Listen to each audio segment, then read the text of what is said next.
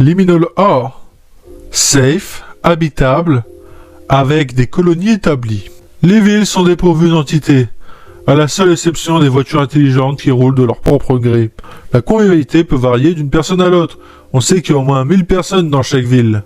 Si quelqu'un essaye de nous faire une blague, haha, non mais sérieusement arrêtez. Elle dit que le niveau s'est cassé et qu'il est juste tombé de la liste des niveaux, ou quelque chose du genre. C'est le seul souvenir intact de ce mémorijard, mais c'est sûrement quelque chose que nous garderons ces informations classées pour l'instant, uniquement pour le bien des gens. On discutera de tout ça une prochaine fois, je vous rassure. Pour le moment, ces informations resteront classifiées.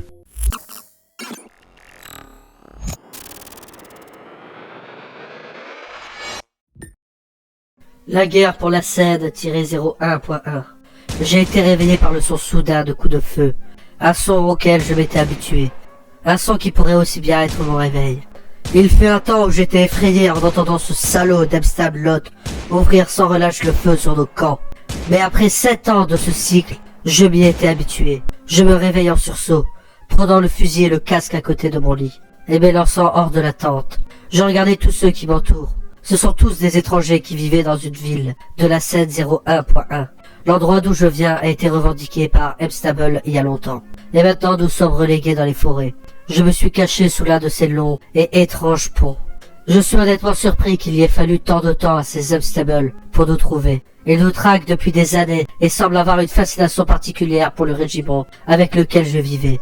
Derrière moi, je me recroqueville sous un tronc d'arbre. Je pointe mon fusil et je me dirige vers la forêt brûlée. Je ne pouvais voir personne, seulement les balles de leurs fusils. Le bruit était intense mais gérable. Je me suis jamais vu comme un tueur. Mais maintenant ce n'est qu'une seconde nature. Essayant de chercher l'origine des tirs adverses, je tire des balles dans les arbres et les arbustes, en espérant toucher quelqu'un, n'importe qui, peu importe qui. Ils étaient l'opposition.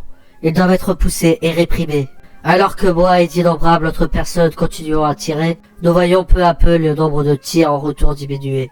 J'entends les derniers cris et mots des ennemis, cachés dans les bois. Une fois que j'étais sûr que tout le monde de l'autre côté était vaincu, je me suis prudemment levé, tenant mon casque alors que ma tête s'élevait au-dessus du tronc, que je craignais derrière. Je regarde tous les autres, ils ont l'air tous heureux, se félicitant les uns les autres de la grande victoire qu'ils viennent d'accomplir. Ils sont tous stupides, on fait le même cycle depuis des années. Ça ne semble pas différent de la semaine dernière, ou de ce qui s'est passé il y a 2 semaines, ou ce qui s'est passé il y a 1 mois. Certes, il y a eu moins de victimes, bien que cela ne rende pas cela différent. Après ce réveil brutal, tout le monde se dirige vers la tente principale pour obtenir sa ration de nourriture pour le petit déjeuner. Je fais la queue, je reçois la même avoine monotone. Je m'assieds en solitaire, je regarde les autres autour de moi, parlant, socialisant, essayant de prétendre que cette situation n'est rien de moins que ce qu'elle est, l'enfer. Je ne voulais même pas être ici en premier lieu. Je veux être de retour à la maison. Non, pas qu'un de mes anciens amis se souvienne de moi. Je suis ici depuis 1987 et nous sommes en 1999.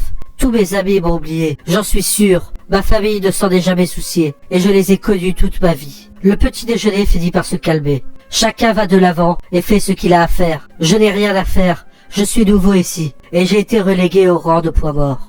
Je me prélasse, en regardant la forêt. Je peux voir la route à laquelle le pont ci-dessus est relié. Au loin, il fut probablement un temps où elle n'était pas visible, à travers des arbres et la végétation. Mais bien sûr, les arbres perdent leurs feuilles. Cela vous fait vraiment penser à quel point ces soldats étaient capables de se cacher. Je peux voir les restes de quelques voitures, bien qu'elles soient pas exactement humaines, ou sensibles loin du monde. Je pense qu'elles possédaient une certaine forme d'autopréservation. Ils ont tous inexplicablement fui les villes pour se faire exploser par Emstable sur les routes. Je décide de sortir un paquet de cigarettes, juste quelque chose à fumer pour passer le temps. Je sors un briquet, lui donne quelques coups de pouce et allume la cigarette. Une seule bouffée du bâton blanc me fait immédiatement me sentir un peu plus calme. Bien que ce nouveau mode de vie ne soit devenu rien de plus qu'un cycle ennuyeux, je ne peux pas dire que cela devient parfois trop pour moi. Je lève les yeux vers le ciel, voyant le pont et le ciel au-dessus de moi. Je continue à le regarder, voyant quelque chose d'autre dans le coin de mon œil. Je réalise presque immédiatement ce que c'est, des avions bombardiers. Ces salauds ont réussi à sécuriser une base militaire à 5 km de là il y a quelques jours. Je suppose qu'ils s'en servent enfin. Je laisse tomber la cigarette, ne perdant pas de temps pour commencer à fuir le danger aérien.